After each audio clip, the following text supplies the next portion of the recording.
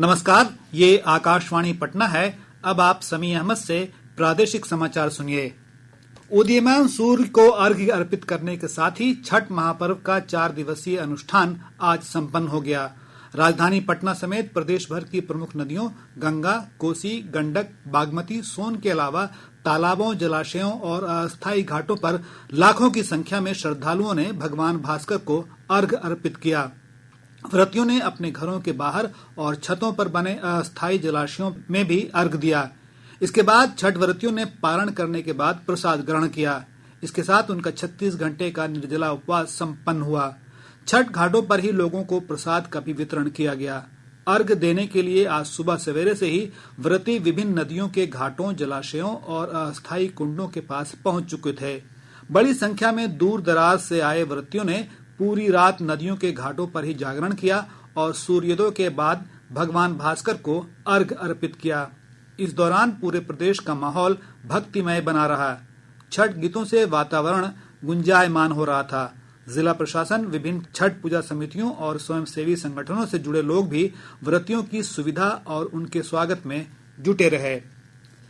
छठ पूजा के संपन्न होने के बाद बिहार से बड़ी संख्या में दूसरे शहरों और राज्यों के लिए लोगों के लौटने का सिलसिला आज से शुरू हो गया। यात्रियों की भीड़ को देखते हुए पटना, राजेंद्रनगर, दानापुर, समस्तीपुर, दरभंगा, मुजफ्फरपुर सहित विभिन्न स्टेशनों पर विशेष इंतजाम किए गए हैं। आज विभिन्न गंतव्य स्थानों के लिए 40 से अधिक पूजा स्पेशल गाड़ियां चलाई जा रही हैं।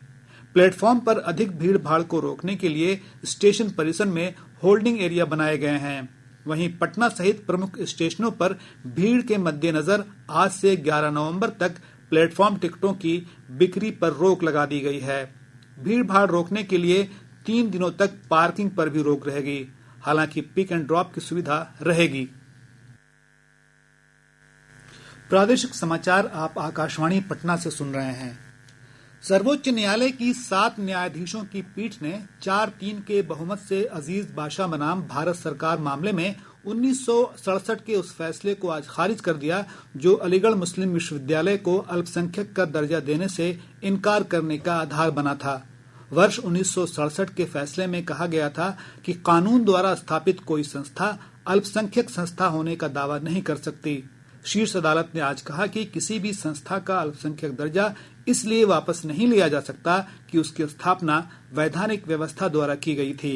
पीठ का नेतृत्व करने वाले मुख्य न्यायाधीश DY चंद्रचूड़ ने कहा कि इस मामले में 3 असहमति वाले फैसलों सहित 4 अलग अलग राय हैं।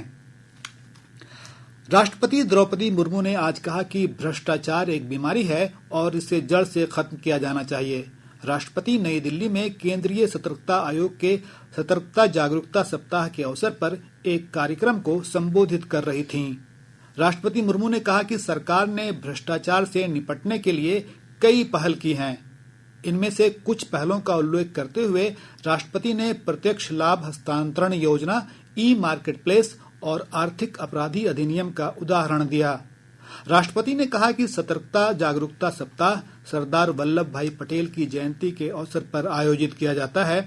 राष्ट्रपति मुर्मू ने कहा कि विश्वास किसी भी समाज की नींव होता है, जबकि भ्रष्टाचार समाज में विश्वास को कम करता है। प्रदेश के राजगीर में होने वाली एशियाई महिला हॉकी प्रतियोगिता के लिए टीमों का पहुंचना शुरू हो गया है। आज गया हवाई अड्डे पर थाईलैंड की टीम उतरी।